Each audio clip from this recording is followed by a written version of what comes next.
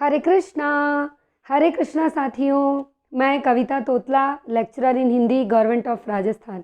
RPSC first grade, second grade, KVS, NVS, D triple S B Hindi से जो भी विद्यार्थी तैयारी कर रहे हैं उनका मेरे इस चैनल पे हार्दिक हार्दिक अभिनंदन, हार्दिक स्वागत है। मैं कविता तोतला, जिसने अभी हिंदी व्याख्याता की एक सीट ली है आरपीएससी के 2020 वाले एग्ज़ाम में, और मेरे ये जो नोट्स आपको स्क्रीन पर दिख रहे हैं, इन्हीं नोट्स के दम पर मैंने हिंदी में एक सीट पाई है और उसी के बाद इन नोट्स को लेकर मैं आई हूँ आप ही के लिए। और ये जो नोट्स आपको मेरी स्क्रीन पर दिख रहे हैं, ये आपको निःशुल्क, बिल्कुल फ्री ऑफ कॉस्ट मैं यहाँ पढ़ाती हूँ पहले, उसके बाद टेलीग्राम चैनल पे इसकी पीडीएफ को मैं पोस्ट करती हूँ। जो बच्चे मुझसे जुड़े हैं काफ़ी समय से और जो मेरे साथ रेगुलर चल रहे हैं उनको पता है कि ऐसा हो रहा है। और अगर आप भी मेरे इस परिवार का हिस्सा बनना चाहते हैं तो ज़्यादा कुछ नहीं करना है, नीचे एक लाल कलर का सब्सक्राइब का जो बटन है उसे जाकर प्रेस कर दीजिए और बेल आइकन को भी प्रेस कर दें, क्योंकि हिंदी से जो भी स्टूडेंट तैयारी कर रहे हैं उनके लिए ये चैनल बहुत ही महत्वपूर्ण रहेगा, क्योंकि मैं डेली यहाँ पर क्लास लेती हूँ और आपको मैं छोटी छोटी ट्रिक्स बताती रहती हूँ हिंदी में स्पेशली, कि कैसे एग्ज़ाम में आपके प्रश्न पूछे जाएंगे, किस प्रकार के पूछे जाएंगे, कैसे आपको उनका उत्तर देना है, क्या क्या पढ़ना है, कैसे पढ़ना है, कितना पढ़ना है, कहाँ से पढ़ना है, कौन सी किताब से पढ़ना है। तो हिंदी विषय से अगर आप तैयारी कर रहे हैं और अगर पहली बार मुझे सुन रहे हैं तो जल्दी से इस चैनल को आप सब्सक्राइब कर लीजिए, क्योंकि आप फ़ायदे में रहने वाले हैं। सबसे अच्छी बात ये है। और दूसरी चीज़ ये कि मेरे इस चैनल में मैंने प्लेलिस्ट बना रखी है, जिसमें मैंने यहाँ हिंदी साहित्य के इतिहास के साथ साथ आपकी जो पाठ्य पुस्तक है कक्षा 9 से लेकर 12 तक की, तो उसमें मैंने ये भी सिखा रखा है कि इन पाठों के शॉर्ट नोट्स कैसे बनाए जाते हैं, कैसे आप इन पाठों के शॉर्ट नोट्स बना सकते हैं। और उसके बाद ताकि एग्ज़ाम टाइम जब आपको बिल्कुल भी समय ना मिले, क्योंकि एग्ज़ाम एक ऐसी चीज़ होती है कि उस वक्त हमें ये लगता है कि अब क्या करें, तो फिर वहाँ पर यही होता है कि आप पहले से शॉर्ट नोट्स बना लीजिए ताकि एग्ज़ाम के टाइम क्विक रिवीजन कर सके। तो कैसे वो शॉर्ट नोट्स बनाए जाते हैं मेरे इसी चैनल की प्लेलिस्ट में आपको मिल जाएगा। और इसी चैनल की प्लेलिस्ट में मोटिवेशनल वीडियो करके एक प्लेलिस्ट में एक अलग से भाग है, उसमें मैंने ये सब बता रखा है कि कितने प्रश्न कहाँ से आएंगे, किस प्रकार के आएंगे और कितने नंबर का होगा। पूरा सिलेबस डिस्क्राइब कर रखा है, पूरे अंक भार डिस्क्राइब कर रखे हैं, कैसे आपको पढ़ना है, कितना पढ़ना है, कौन सी किताबें यूज़ करनी है, चाहे आपका फर्स्ट पेपर है जीके का या आपका सेकंड पेपर है हिंदी का। मैंने फर्स्ट ग्रेड और सेकंड ग्रेड दोनों का अलग अलग डिस्क्राइब किया हुआ है, जीके के सिलेबस को भी और सब्जेक्ट के सिलेबस को भी। तो अगर आप पहली बार इसको सुन रहे हो मुझे, तो आप इस चैनल की प्लेलिस्ट पर जाकर आपके जितने भी सवाल हैं आरपीएससी एग्ज़ाम से जुड़े हुए, उन सभी सवालों का जवाब आपको मेरे चैनल की प्लेलिस्ट में मिल जाएगा। और अगर आपको यकीन ना हो तो नीचे कमेंट सेक्शन में देख लीजिए, क्योंकि बच्चे काफ़ी सेटिस्फाई हैं और तभी मैं आपसे इतना कह रही हूँ। और यहाँ जो स्क्रीन पर आपको दिख रहा है कि रीतिकाल की प्रमुख प्रवृत्तियाँ, तो आज हमारा रीतिकाल का ये अंतिम अध्याय है। इसके बाद हम आधुनिक काल में प्रवेश कर जाएंगे। हिंदी साहित्य में 4 काल होते हैं: आदिकाल, भक्तिकाल, रीतिकाल, आधुनिक काल। आदिकाल हो चुका है हमारा, भक्तिकाल हो चुका है, रीतिकाल हम कर रहे थे, आज ये उसका लास्ट चैप्टर होगा। इसके बाद हम करेंगे आधुनिक काल, और आधुनिक काल थोड़ा लंबा चलेगा। मैंने आपको पहले ही कहा था कि भक्ति काल और आधुनिक काल ये दोनों पार्ट थोड़े थोड़े बड़े हैं। तो जिस पेशेंस से, जिस धैर्य के साथ आपने भक्ति काल पूरा किया मेरे साथ साथ, वही धैर्य आप बनाए रखिए। हम आधुनिक काल को भी उसी तरीके से, उसी गति से पूरा करेंगे और पूरे उसी तरीके से कि प्रश्नों की प्रकृति परीक्षा में कैसी रहेगी। और आज मैं आपसे एक बात और कहना चाहूँगी कि नीलोफर जी का नाम मैंने पढ़ा है मेरे कमेंट सेक्शन में, तो उन्होंने जो आज मुझे कुछ लिखा है वो मुझे बहुत अच्छा लगा। और मैं खुश इस बात से नहीं हूँ कि उन्होंने मेरे लिए कुछ लिखा है, ऐसा नहीं है। मैं खुश इस बात से हूँ कि मेरे बार बार कहने पर पुराने पेपर का शोध आप करने लगे हैं। ये मेरे लिए सबसे गुड पॉइंट है, क्योंकि एक टीचर के लिए सबसे बेस्ट वो हो जाता है जब उसके स्टूडेंट वो करने लगते हैं जो वो चाहता है। तो नीलोफर जी को बहुत बहुत धन्यवाद, और भी जो बच्चे ऐसा कर रहे हैं उन सभी को बहुत बहुत धन्यवाद। अगर आप पुराने पेपर लेके बैठे हैं और उनको पढ़ा है, उनका शोध किया है, तो मुझे इस बात की खुशी है कि आपने कुछ अच्छी चीज़ सीखी है मुझसे जुड़ के, क्योंकि मैं हमेशा जोड़ देती हूँ सिलेबस और पुराने वाले पेपर आपकी टेबल पर हमेशा होने चाहिए। तो बिल्कुल लोफर जी ने कहा है कि मैडम आपके इन नोट्स से एक भी प्रश्न बाहर नहीं गया, मैंने पुराने पेपर देखे हैं और मैं हमेशा से आपको कहती आई हूँ, बल्कि ये मेरा 100% दावा है कि हिंदी साहित्य के इतिहास में एक भी प्रश्न इन नोट्स से बाहर नहीं जाएगा, क्योंकि अगर जाता तो मैं आज व्याख्याता बन के आपके सामने आपको नहीं पढ़ा रही होती। दूसरी बात, मेरे एक एक शब्द को, इस पूरे वीडियो को थोड़ी गले में प्रॉब्लम है सर्दी की वजह से, सॉरी। मेरा एक निवेदन है कि वीडियो के एक एक शब्द को, पूरे वीडियो को बहुत ध्यान से पेशेंसफुली होकर सुने। ऐसा नहीं कि स्किप करके और आगे बढ़ जाए, मैं हमेशा कहती हूँ, क्योंकि हर चीज़ मैं वही बताती हूँ जो आपके एग्ज़ाम से जुड़ी हो। तो अब चलते हैं हम आगे। सब्सक्राइब कर लीजिएगा जिसने नहीं किया है, और बेल आइकन भी प्रेस कर लीजिए ताकि आपको नोटिफिकेशन मिलता रहे। टेलीग्राम चैनल का लिंक मेरे इस वीडियो के डिस्क्रिप्शन बॉक्स में आपको मिल जाएगा, वहाँ से जाकर आप क्लिक कर लें और उसे ज्वाइन कर लें, तो आप ये नोट्स वहाँ से प्राप्त कर सकते हैं। और अगर आपको नहीं समझ आ रहा है कि डिस्क्रिप्शन बॉक्स क्या होता है, तो आप टेलीग्राम आपके फ़ोन में डाउनलोड करें पहले, और अगर डाउनलोड ऑलरेडी है तो वहाँ पर जाएं और हिंदी में ही आप टाइप करें मेरे टेलीग्राम चैनल का नाम, और मेरे टेलीग्राम चैनल का नाम है हिंदी के रंग कविता तोतला के संग। लेकिन पहले आपको यहाँ सब्सक्राइब करना होगा, उसके बाद ही आप वहाँ से जुड़ पाएंगे। ठीक है, ये हमारा अंतिम अध्याय है, इसके बाद हम आधुनिक काल में प्रवेश करेंगे। लेकिन उससे पहले मैं कुछ एक दो पॉइंट हैं जो आपके साथ डिस्कस करना चाहती हूँ। स्किप मत करिएगा वीडियो को, मैं फिर कह रही हूँ, क्योंकि मैं जो पॉइंट्स बताने वाली हूँ वो आपके लिए बहुत ही गज़ब के होने वाले हैं। और इसको सुनने के बाद मुझे पूरी उम्मीद है कि आप कमेंट सेक्शन में ज़रूर कुछ ना कुछ लिखेंगे और वीडियो को लाइक करके ज़रूर जाएंगे। तो देखिए, रीतिकाल पूरा होने के बाद बहुत सारे बच्चों ने मुझसे डिमांड की थी कि मैम फर्स्ट पेपर की तैयारी कैसे करनी है, उसकी रणनीति बताइए, और सेकंड पेपर की भी तैयारी हम फर्स्ट पेपर के साथ साथ कैसे करें, उसकी रणनीति बताइए।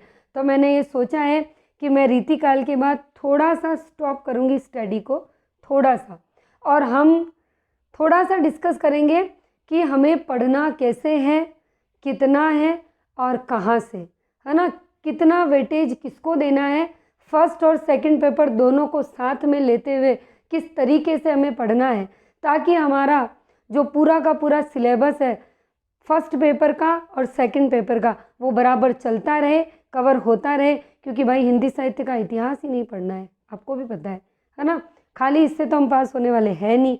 तो कैसे हमको तालमेल बिठाते हुए फर्स्ट और सेकंड पेपर साथ में लेके कैसे चलना है, क्या पढ़ना है, कितना पढ़ना है, कहाँ से पढ़ना है ना, वो सारा हम देखेंगे। तो मैं थोड़ा सा ब्रेक लगाऊंगी, परेशान ना होना है आपको, कोर्स कराने की जिम्मेदारी मेरी है, अभी तक कोई विज्ञप्ति नहीं है, आप चिंता बिल्कुल मत कीजिए। हिंदी साहित्य का इतिहास बहुत जल्दी हो जाएगा, उसके बाद हम काव्य शास्त्र करेंगे, फिर आगे का जो भी है, आपकी जनसंचार है, आपका जो भी है, और भी बहुत सारे पार्ट्स हैं आपके, है ना, जो भी, वो सारा करेंगे। पर मैं चाहती हूँ कि बहुत सारे बच्चों के ऐसे क्वेश्चंस आए हैं, तो पहले मैं आपको रणनीति बताना चाहूँगी फर्स्ट पेपर को कैसे करना है, और सेकंड पेपर दोनों को साथ लेके किस तरीके से आप चल सकते हैं। और अगर आप इंटरेस्टेड हैं तो आप कमेंट सेक्शन में मुझे ज़रूर लिख के बताएंगे कि यस मैम ये वीडियो आना चाहिए, और इस वीडियो को लाइक ज़रूर करें। क्योंकि देखिए, वीडियो लाइक होने से क्या होता है, देखो, ना तो आपको कोई चार्ज देना है, ना मुझे कोई चार्ज मिल रहा है, बस मैं मोटिवेट होती हूँ यारों, और मैं आगे बढ़ती हूँ। ठीक है, मुझे लगता है कि मेरे बच्चे जो है वो मुझे बहुत अच्छे से सुनते हैं और बहुत अच्छे से समझते हैं, और वो मुझे पसंद करते हैं जो मैं पढ़ा रही हूँ, मेरे पढ़ाने के तरीक़ों को, मुझे नहीं, पढ़ाने के तरीके को। तो बस थोड़ा उत्साह मिलता है ना, क्योंकि एक कमेंट्स और लाइक ही ऐसी चीज़ है जो यूट्यूब के माध्यम से आपको और मुझे जोड़े रखती है। नहीं तो मुझे भी नहीं पता है कि आप किस वक्त मुझे सुन रहे हैं, और आपको भी नहीं पता कि भाई मैं किस वक्त यहाँ बैठ के आपको पढ़ा रही हूँ। तो सिर्फ एक लाइक और आपका जो कमेंट्स है ना, वही मुझे आप तक पहुंचाता है और आपको मुझ तक पहुंचाता है। हमारे बीच में कन्वर्सेशन का बस एक ही माध्यम है, आपका एक लाइक करना और आपका कमेंट करना। तो इसमें कंजूसी ना करें, मैं भी पढ़ाने में कोई कंजूसी नहीं करती। आपको पता है मेरा शेड्यूल क्या है, 9 से 5 पूरा स्कूल को जाता है और बाकी उसमें कैसे मैं जोड़ तोड़ के आपके लिए समय निकालती हूँ। तो मैं इतना करती हूँ तो फिर इतनी सी उम्मीद मैं आप सबसे रखती हूँ। तो प्लीज़, और हाँ, शेयर करने के लिए मैं इसीलिए बोलती हूँ क्योंकि हर ज़रूरतमंद बच्चे तक पहुँचाना आपकी ज़िम्मेदारी है। मेरी जिम्मेदारी थी आप तक पहुँचाने की, आपकी ज़िम्मेदारी है हर उस बच्चे तक पहुँचाने की। जो मैं कई बार कहती हूँ, बड़ी बड़ी फ़ीस नहीं भर सकते हैं, प्लीज़ सबकी हेल्प करें। जो सबकी हेल्प करता है उसकी मदद खुद ईश्वर करता है, ये इसी में मैं विश्वास रखती हूँ और यही सलाह मैं आपको देती हूँ। तो आप मेरी बातों पर गौर करिएगा। आगे मैं पढ़ाने वाली हूँ, लेकिन उससे पहले आप इसे लाइक कीजिए और कमेंट सेक्शन में ज़रूर बताइए कि आपको फर्स्ट पेपर और सेकंड पेपर की रणनीति जानने की इच्छा है या नहीं, या फिर आप अपने हिसाब से पढ़ लेंगे। अगर आप अपने हिसाब से पढ़ लेते हैं तो मैं आधुनिक काल पढ़ाना शुरू कर दूंगी, मुझे कोई दिक्कत नहीं। और यदि आपको जानना है कि मैंने किस तरीके से दोनों ही पेपर में तालमेल बिठाते हुए पढ़ाई की थी, तो फिर मैं आपको वो ज़रूर बताऊँगी। ठीक है, अब हम आगे बढ़ते हैं। तो देखिए, रीति काल की अन्य प्रवृत्तियाँ, यानी पहले हमने जो पढ़ा था वो रीति मुक्त काव्य धाराएं और रीतिबद्ध और ये सब देखा था, सारे कवि देखे थे। अब हम पढ़ रहे हैं रीति काल की अन्य प्रवृत्तियाँ। लास्ट टॉपिक है रीति काल का, दिल थाम के बैठिए क्योंकि हमारे 3 पार्ट हमने कर लिए। और सबसे पहले तो उन सारे स्टूडेंट को बहुत बहुत बहुत बधाई और दिल से बहुत धन्यवाद जिन्होंने इतना पेशेंस रखा मेरे साथ और जो इतने लंबे समय से चलते आ रहे हैं, कि जिन्होंने आदिकाल, भक्तिकाल, रीतिकाल पूरा कर लिया। मैं दावे से कह सकती हूँ उन बच्चों के लिए उनका सिलेक्शन ज़रूर होगा, क्योंकि जिसमें इतना पेशेंस हो जाता है ना, वो कोई भी जंग जीत सकता है। ठीक है, तो God bless you all of you. Okay, अब देखिए आगे। रीति काल की प्रधान प्रवृत्ति लक्षण ग्रंथों की रचना व श्रृंगार रस है। यानी रीति काल की अन्य काव्य प्रवृत्तियों में हम क्या देखेंगे कि रीति काल की जो प्रधान प्रवृत्ति है, यानी इसकी जो मुख्य विशेषता है, वो क्या रही है? लक्षण ग्रंथों की रचना रही है और श्रृंगार रस रहा है। यानी ये 2 चीज़ें मेन रही है, क्योंकि हमने पहले यही पढ़ा है सारा। रीति काल में इन दोनों काव्य प्रवृत्तियों के अतिरिक्त धार्मिक, वीर और नीति साहित्य की भी रचना की गई है। आचार्य शुक्ल ने ऐसे कवियों का वर्णन रीति काल के अन्य कवि शीर्षक से किया है। अब देखो, इसको एक बार के लिए भूल जाना, कहीं कंफ्यूज ना हो जाओ, मैं काट देती हूँ फिर समझाऊंगी। ठीक है, नहीं तो अभी बहुत ज़्यादा लोचा हो जाएगा, दिमाग गोल हो जाएगा। देखिए, शुक्ल ने ऐसे कवियों का वर्णन रीति काल के अन्य कवि शीर्षक से किया है। कैसे कवियों का वर्णन? जो हम ऊपर से पढ़ते आ रहे हैं, ऐसे कवियों का वर्णन। आगे की लाइन पहले पढ़ेंगे, फिर मैं समझाऊंगी जो मैंने काटा है। नगेंद्र इन कवियों का वर्णन रीति काल की अन्य काव्य प्रवृत्तियां शीर्षक से करते हैं।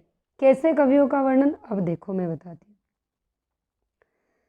आचार्य शुक्ल ने रीति मुक्त कवियों का वर्णन तो किसके लिए किया है? रीति काल के अन्य कवि शीर्षक, रीति मुक्त के लिए। और इन्हीं रीति मुक्त के लिए नगेंद्र ने कैसे किया है? तो रीति काल की अन्य काव्य प्रवृत्तियां। समझ में आ रही है बात? ये भी रीति मुक्त है और ये भी रीति मुक्त है। ठीक है, शुक्ल ने वर्णन किस नाम से किया? क्या शीर्षक रखा? रीति काल के अन्य कवि। ठीक है, और नगेंद्र ने जब इनका वर्णन किया तो शीर्षक क्या रखा? रीति काल की अन्य काव्य प्रवृत्तियां। समझ में आ गई मेरी बात? दोनों ने वर्णन किया है रीति मुक्त कवियों का। किसका किया है? रीति मुक्त कवियों का। दोनों ने। किसने? नगेंद्र और शुक्ल ने। लेकिन इन दोनों ने जो शीर्षक रखा वो अपने अपने तरीके से रखा।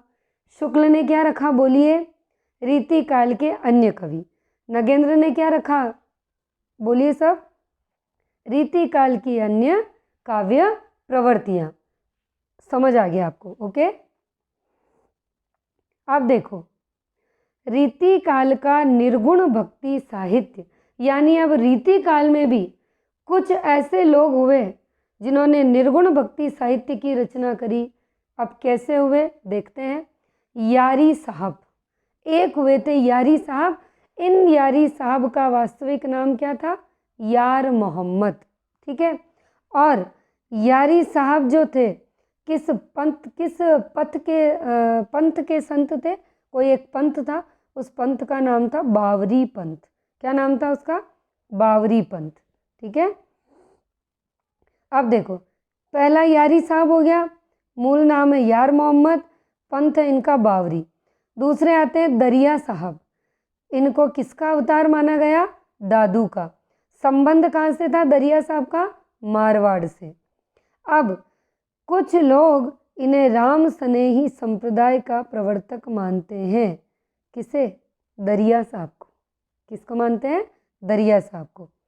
अब है दूसरे, दरिया साहब का संबंध बिहार से था, तो इन्हें बिहार में क्या कहते थे?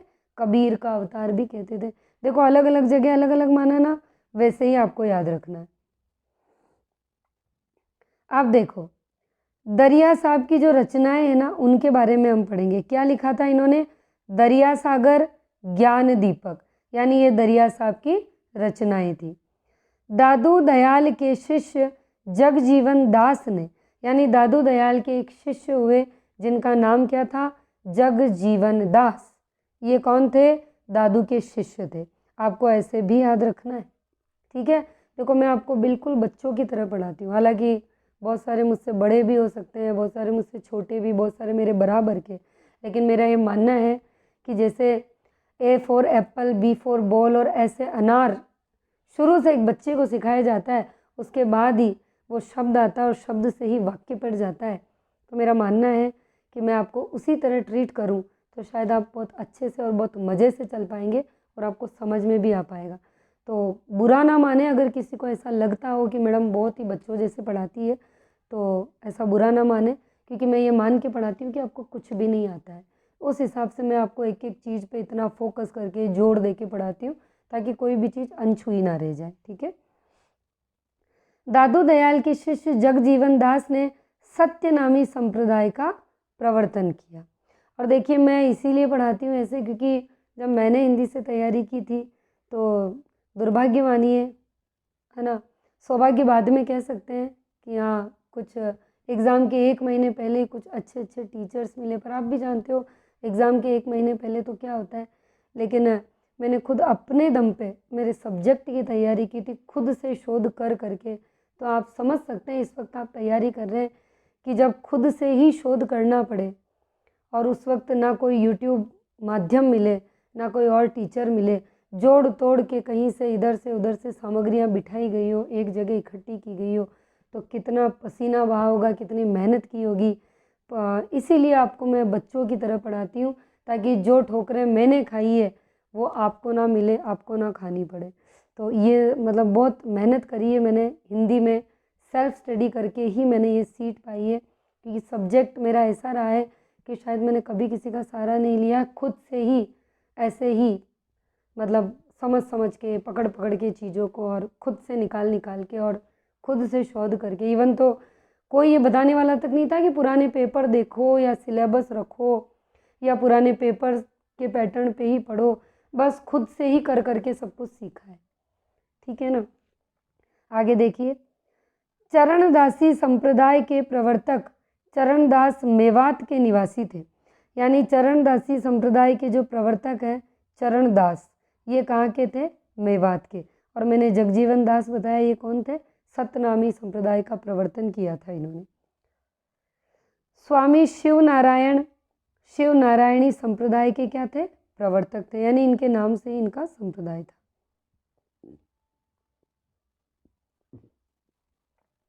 पेशवा बाजीराव के बड़े भाई तुलसी साहब को तुलसी का अवतार माना जाता था। पेशवा बाजीराव का एक बड़ा भाई था, उसका नाम था तुलसी साहब, जिसे तुलसी का अवतार माना जाता था। ठीक है। और इन्हीं तुलसी ने कौन से पंथ की स्थापना करी? साहब पंथ की स्थापना करी। स्वामी शिव दयाल ने राधा स्वामी संप्रदाय की स्थापना करी। ठीक है, जैसे शिव नारायण ने शिव नारायणी संप्रदाय किया, तो शिव दयाल ने कौन सा किया? राधा स्वामी। ये मैंने केवल याद करने के लिए, वही मेरी आदत, जैसा मैं हमेशा कहती हूँ। ठीक है, राधा स्वामी संप्रदाय का प्रमुख स्थान क्या रहा? दयाल बाग, आगरा। सिखों के अंतिम और 10वें गुरु यानी कि खालसा पंथ के संस्थापक जो माने जाते गुरु गोविंद सिंह हैं, इनकी गणना संत कवियों में की जाती है। ठीक है, चंडी चरित्र, गोविंद रामायण, ये गुरु गोविंद की रचनाएं हैं। ये दोनों किसकी रचनाएं हैं? गुरु गोविंद की। और रोशन भाई ने मुझसे पूछा था कि क्या चंडी चरित्र आर्या सप्तशती का अनुवाद है? पिछले वीडियो में मैं बता चुकी हूँ कि बिल्कुल है। ठीक है, आचार्य शुक्ल ने जिन कासिम शाह और नूर मोहम्मद का वर्णन भक्ति काल की प्रेम मार्गी शाखा में किया, और इन्हीं कासिम शाह और नूर मोहम्मद का जो वर्णन है वो नगेंद्र किस में करते हैं? रीति काल में। समझ में आ गया? शुक्ल तो करते हैं प्रेम मार्गी शाखा में भक्ति काल में, और नगेंद्र किस में करते हैं? रीति काल। आगे देखते हैं। मोस्ट है यूसुफ जुलेखा के रचयिता कौन है? शेख निसार। यूसुफ जुलेखा शेख निसार का है, और इस शेख निसार का वास्तविक नाम क्या है? गुलाम अशरफ। क्या नाम है? गुलाम अशरफ। जब मैं दोबारा पूछती हूँ ना, तो मेरे साथ के साथ जोर से बोल के करिए, ऐसा करने से आपको हमेशा याद रहेगा। यूसुफ जुलेखा की कथा कुरान के 12वें सूरे पर आधारित है। कुरान के, ये कुरान लिखा हुआ है, कुरान के 12वें सूरे पर आधारित है, जिसका नाम क्या है? यूसुफ सूरा। और इस ग्रंथ में 9 चौपाई के बाद एक दोहे का क्रम रखा गया है। किसमें? यूसुफ जुलेखा में। 9 चौपाई के बाद एक दोहा।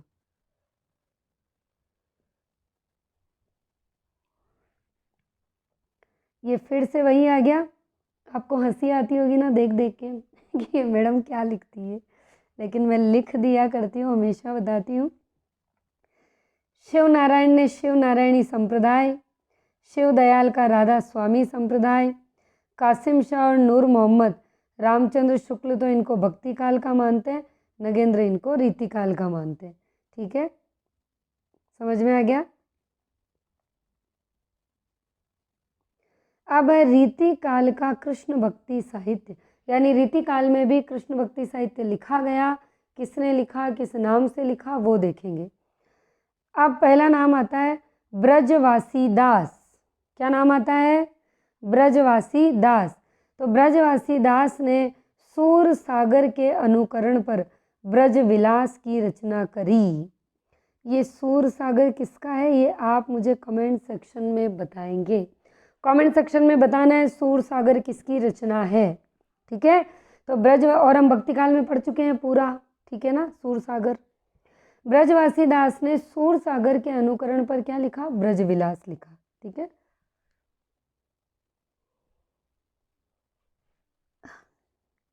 मंचित कवि ने, देखो नाम क्या है? मंचित।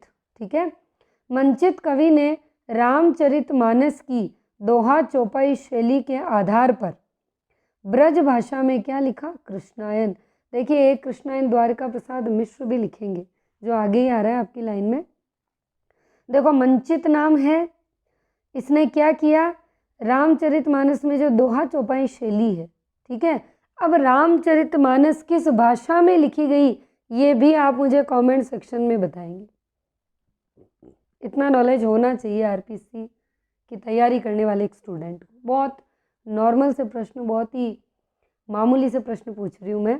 एक तो सूर सागर की इसके रचयिता कौन है वो बताओ, एक बताओ आप मुझे रामचरितमानस जो है वो किस भाषा में लिखा गया है। ठीक है, मंचित कवि ने तो ब्रज भाषा में क्या लिखा? कृष्णायन लिखा।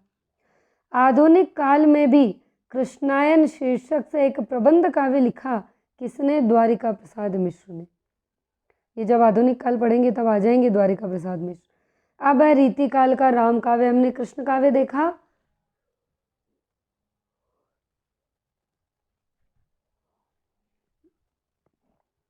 देखिए राम काव्य में क्या आएगा।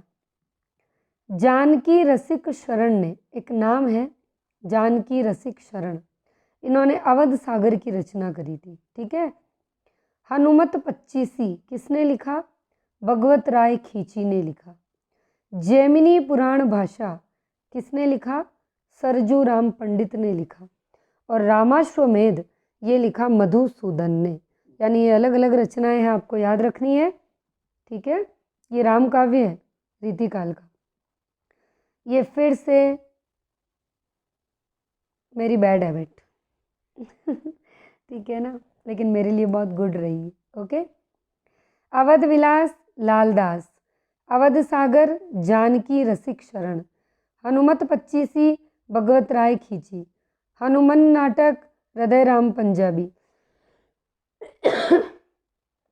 सॉरी, हनुमत चरित्र रायमल पांडे और रामायण महानाटक प्राणचंद चौहान। एक जैसे होते हैं, लिख लेना चाहिए। कृष्ण भक्ति पढ़ लिया, राम भक्ति पढ़ लिया, अब हमें नीति पढ़ना ही पड़ेगा। जब सब पढ़ रहे हैं तो फिर इसको क्यों छोड़ना।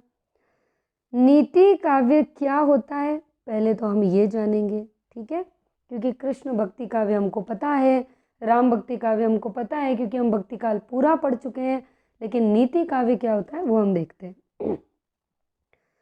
नीति काव्य से मतलब उस काव्य से है जिसमें जीवन के लिए उपयोगी शिक्षा दी गई हो, यानी नैतिकता से जुड़ी हुई बातें हमें बताई गई हो, वो होता है नीति काव्य।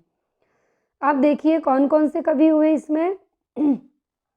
दीनदयाल गिरी, गिरधर कविराय, सम्मन बेताल आदि रीतिकाल के नीति कवि हैं, जिसमें दीनदयाल गिरी और गिरधर कविराय बहुत फेमस जाने जाते हैं। वेताल विक्रमशाही के दरबार में रहा करता था। ठीक है। कहाँ रहते थे वेताल? विक्रमशाही के दरबार में।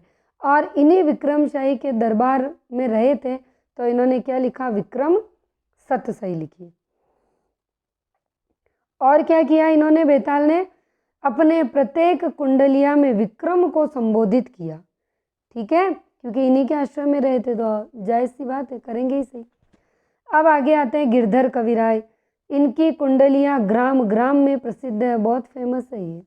ठीक है। और इनकी पत्नी साई, क्या नाम है बोलो सब? साई किसकी पत्नी है? गिरधर कविराय की। साई क्या है? कुशल कवयित्री थी। ठीक है। अब देखो अगला आता है हमारे दीनदयाल गिरी के बारे में। तो ये एक ग्रंथ है जो बहुत ही फेमस और अक्सर पूछा जाता है। क्या नाम है? पढ़ के बोलो। अन्योक्ति कल्पद्रुम। जोर से बोलेंगे सब, मुझे आवाज नहीं आई है ना। अन्योक्ति कल्पद्रुम किसने लिखा? दीनदयाल गिरी ने। ठीक है। राम सतसई और राम सहाय दास की रचना है, यानी राम सतसई लिखा, राम सहाय दास ने लिखा। वृंद सतसई और यमक सतसई के रचयिता जो थे वो वृंद थे, ये मैं बता चुकी हूँ पिछले वीडियो में। और राजस्थान के मेड़ता नगर निवासी थे ये। और किशनगढ़ नरेश राजसिंह के क्या थे? गुरु थे।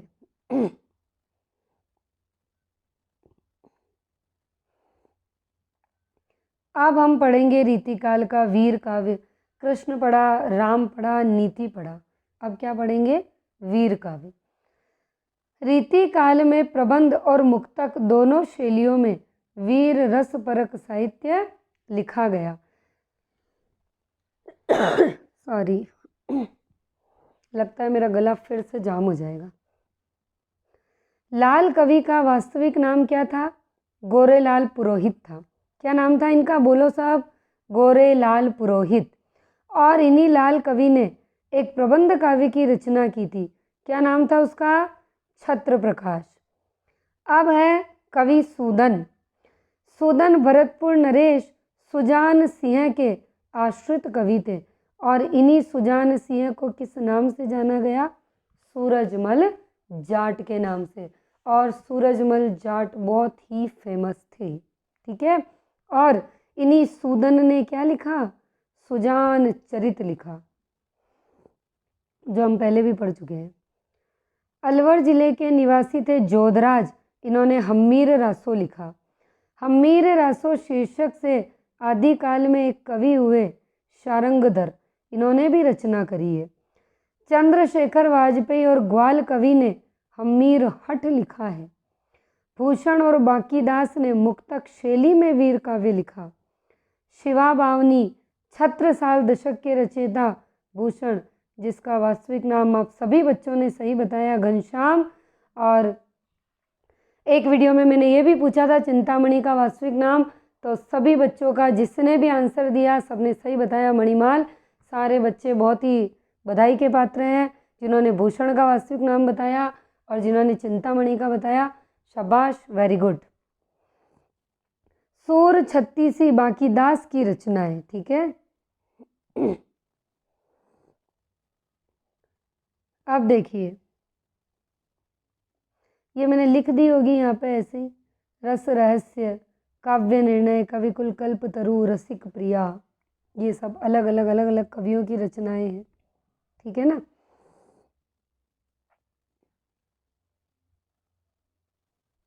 देखो, रसिक प्रिया तो केशव दास की है, कविकुल कल्प तरु चिंतामणि, रस रहस्य कुलपति मिश्र और काव्य निर्णय भिखारी दास, है ना। ठीक है, एक बार आप भी चेक करना, यही है ना। अब रीतिकाल की प्रवृत्तियां या विशेषताएं सॉरी, क्या क्या इसकी विशेषताएं हैं। हमेशा आपके 1 से 2 प्रश्न हिंदी साहित्य के इतिहास में हर एक कालों में से, यानी जितने हमारे 4 काल हैं, तो आप मान के चलिए एक एक प्रश्न ये जैसे आदिकाल हो गया, भक्ति हो गया, रीति हो गया, आधुनिक हो गया। अब आधुनिक में भी आपके बहुत सारे आएंगे। देखो, आदि भक्ति और रीति में तो सिर्फ सीधा सा लास्ट में विशेषता आ जाती है, पर आधुनिक काल में आपके बहुत सारी चीज़ें आएगी। द्विवेदी युग आ जाएगा, छायावाद, प्रगतिवाद, प्रयोगवाद, इस तरीके से उनकी सबकी अलग अलग विशेषताएं, साठोत्तरी कविता, समकालीन कविता, है ना, नव कविता, मतलब ये सारी, वो काफ़ी बड़ा है, अलग से है। लेकिन यहाँ पर संक्षिप्त में पीछे पीछे इनकी विशेषता आती है और हमेशा इनसे प्रश्न 100% पूछा जाता है, और वो भी सत्य असत्य या हाँ या नहीं के तौर पे। पूरी लाइंस देगा आपको चारों ऑप्शन में, फिर पूछ लेगा कौन सी विशेषता है या कौन सी नहीं है, ठीक है। लक्षण निरूपण और काव्यांग निरूपण है इसमें, बिल्कुल हमने पढ़ा है। आचार्य कवि रहे हैं, बिल्कुल रहे हैं। आचार्यत्व या पांडित्य प्रदर्शन भी हुआ है, बिल्कुल हुआ है। श्रृंगार रस की प्रधानता रही है, कला पक्ष का पूर्ण वैभव रहा है, अलंकरण की प्रवृत्ति थी, नारी सौंदर्य का स्थूल चित्रण किया, नारी के प्रति भोगवादी दृष्टिकोण था, बिल्कुल था। प्रकृति का उद्दीपन रूप में चित्रण किया इन कवियों ने, रीतिकाल के कवियों ने। जन जीवन से इनका अलगाव था, बिल्कुल था। जनता पर कोई ध्यान नहीं था, सिर्फ दरबारों में रहते थे, दरबार के लिए गाते थे, राजा से मतलब था, राजा को गाने वाले से मतलब था। जनता से, जन जीवन से बिल्कुल अलगाव था। अलगाव का मतलब अलग, कोई मतलब नहीं होना। सामंती वैभव का चित्रण था, राजाश्रित कवि थे, बिल्कुल राजाओं के आश्रय में रहते थे। ब्रज भाषा की प्रधानता रीतिकाल में बिल्कुल रही है, कवित्व सवैया पद्धति भी अपनाई है और मुक्तक शैली भी इसमें प्रधान रही है, ठीक है।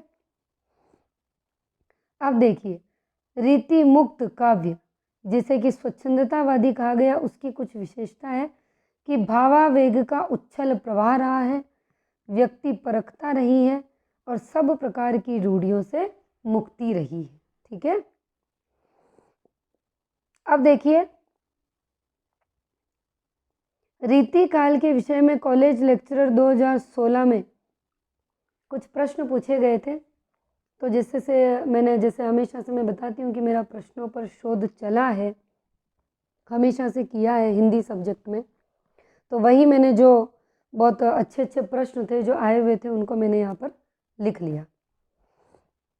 पहला देखो, इस काल को रीतिकाल कहने में किसी प्रकार का अव्याप्ति दोष न होगा, क्योंकि प्रत्येक कवि द्वारा इसमें श्रृंगार को न्यूनाधिक रूप से ग्रहण किया जाना भी तो एक विशेष प्रकार की क्या है, रीति है।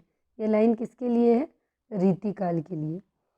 रीति ग्रंथों के कर्ता भावुक, सहृदय और निपुण कवि थे। इनके द्वारा बड़ा भारी कार्य यह है ये हुआ कि रसों और अलंकारों के बहुत ही सरस और हृदयग्राही उदाहरण अत्यंत ही प्रचुर परिमाण में उपस्थित हुए।